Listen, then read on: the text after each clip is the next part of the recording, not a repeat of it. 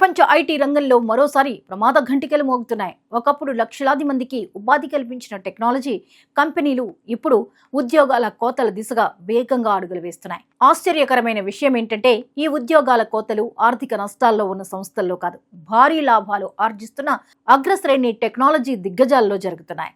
2026 సంవత్సరం ప్రారంభమైన కేవలం 5 నెలల వ్యవధిలోనే ప్రపంచవ్యాప్తంగా 1,00,000కు పైగా టెక్నాలజీ ఉద్యోగాలు మాయమయ్యాయి. దీన్ని ఐటీ రంగంలో సైలెంట్ లేఆఫ్స్గా నిపుణులు అభివర్ణిస్తున్నారు. బయటకు పెద్దగా ప్రకటనలు చేయకుండా ఉద్యోగులను క్రమంగా తగ్గించడం, బలవంతపు రాజీనామాలు చేయించడం, కొత్త నియామకాలను నిలిపివేయడం వంటి చర్యలు ఇప్పుడు సాధారణంగా మారిపోయాయి. ఈ ఏడాది ఉద్యోగాల కోతల జాబితాలో అత్యధికంగా ఉద్యోగులను తొలగించిన సంస్థగా మెటా నిలిచింది. ఫేస్బుక్, ఇన్స్టాగ్రామ్, వాట్సాప్లకు మాతృ సంస్థ అయిన మెటా ఏకంగా 8,000 మంది ఉద్యోగులను తొలగించింది. ఇదే సమయంలో మరో 7,000 మంది ఉద్యోగులను కొత్తగా ఏర్పాటు చేసిన కృత్రిమ మేధస్సు విభాగాలకు బదిలీ చేసింది. సంస్థ భవిష్యత్తును పూర్తిగా కృత్రిమ మేధస్సు చుట్టూ నిర్మించాలని మెటా నిర్ణయించుకున్నట్లు సంస్థ అంతర్గత పత్రాలు వెల్లడించాయి. ఉద్యోగాల కోతలో 2వ స్థానంలో పేపాల్ నిలిచింది. డిజిటల్ చెల్లింపుల రంగంలో ప్రముఖ సంస్థగా ఉన్న పేపాల్ సుమారు 4,760 మంది ఉద్యోగులను తొలగించినట్లు నివేదికలు పేర్కొన్నాయి. అదే సమయంలో నెట్వర్కింగ్ దిగ్గజం సిస్కో దాదాపు 4,000 మంది ఉద్యోగులను తొలగిస్తూ భారీ పునర్వ్యవస్థీకరణ చేపట్టింది. కృత్రిమ మేధస్సు, సైబర్ భద్రత, డేటా సెంటర్ మౌలిక సదుపాయాలపై ఎక్కువ పెట్టుబడులు పెట్టేందుకు ఈ నిర్ణయం తీసుకున్నట్లు సంస్థ ప్రకటించింది. ఇవే కాకుండా ఇన్ట్యూబ్ 3,000 మందిని, క్లౌడ్ ప్లేయర్ 1,100 మందిని, విక్స్ 1,000 మందిని, లింక్డ్ఇన్ 875 మందిని ఉద్యోగాల నుంచి తొలగించాయి.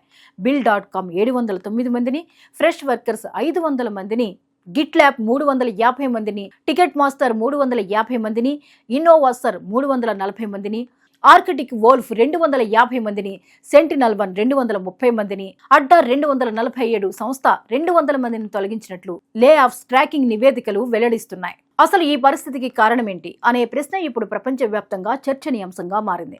నిపుణుల అభిప్రాయం ప్రకారం ఈ మార్పుల వెనుక ప్రధాన కారణం కృత్రిమ మేధస్సు. గతంలో గంటల తరబడి ఉద్యోగులు చేయాల్సిన పనులను ఇప్పుడు ఏఐ ఆధారిత వ్యవస్థలు నిమిషాల్లో పూర్తి చేస్తున్నాయి. కంప్యూటర్ కోడ్ రాయడం, డేటా విశ్లేషణ చేయడం, కస్టమర్ సపోర్ట్ అందించడం, నివేదికలు తయారు చేయడం, కంటెంట్ రూపొందించడం, డిజిటల్ మార్కెటింగ్ పనులు నిర్వహించడం వంటి అనేక కార్యకలాపాల్లో ఏఐ విస్తృతంగా ఉపయోగించబడుతోంది. దీంతో కంపెనీలకు మానవ వనరుల అవసరం క్రమంగా తగ్గుతోంది. అయితే నిపుణులు మరో విషయాన్ని కూడా గుర్తు చేస్తున్నారు. ఉద్యోగాల కోతలకు ఏఐ ఒక్కటే కారణం కాదని చెప్తున్నారు. కరోనా కాలంలో భారీ స్థాయిలో ఉద్యోగులను నియమించుకున్న సంస్థలు ఇప్పుడు తమ ఖర్చులను తగ్గించుకునేందుకు ప్రయత్నం చేస్తున్నాయి. అదే సమయంలో ఏఐ మౌలిక సదుపాయాలపై వేల కోట్ల డాలర్ల పెట్టుబడులు పెడుతున్నాయి. డేటా సెంటర్లు, ఏఐ చిప్స్, సూపర్ కంప్యూటింగ్ వ్యవస్థలు, భారీ సర్వర్ నెట్వర్క్ల కోసం అవసరమైన నిధులను సమకూర్చుకోవడానికి ఉద్యోగుల సంఖ్యను తగ్గిస్తున్నాయని విశ్లేషకులు అభిప్రాయపడుతున్నారు. ఈ ప్రభావం కేవలం అమెరికా లేదా యూరోప్కే పరిమితం కాలేదు. భారతీయ ఐటీ రంగంపై కూడా దీని ప్రభావం కనిపిస్తోంది. ముఖ్యంగా బెంచ్పై ఉన్న ఉద్యోగులపై ఒత్తిడి పెరుగుతోందని ఉద్యోగ సంఘాలు చెప్తున్నాయి. ప్రాజెక్టులు లేవనే కారణంతో ఉద్యోగులను రాజీనామాలు చేయమని ఒత్తిడి చేయడం, పనితీరు సమీక్షల పేరుతో ఉద్యోగాల నుంచి తొలగించడం, కొత్త నియామకాలు మందకించడం వంటి పరిణామాలు చోటు చేసుకుంటున్నాయి. ఇదే సమయంలో ఐటీ రంగంలో ఉద్యోగాల స్వరూపం కూడా వేగంగా మారుతోంది.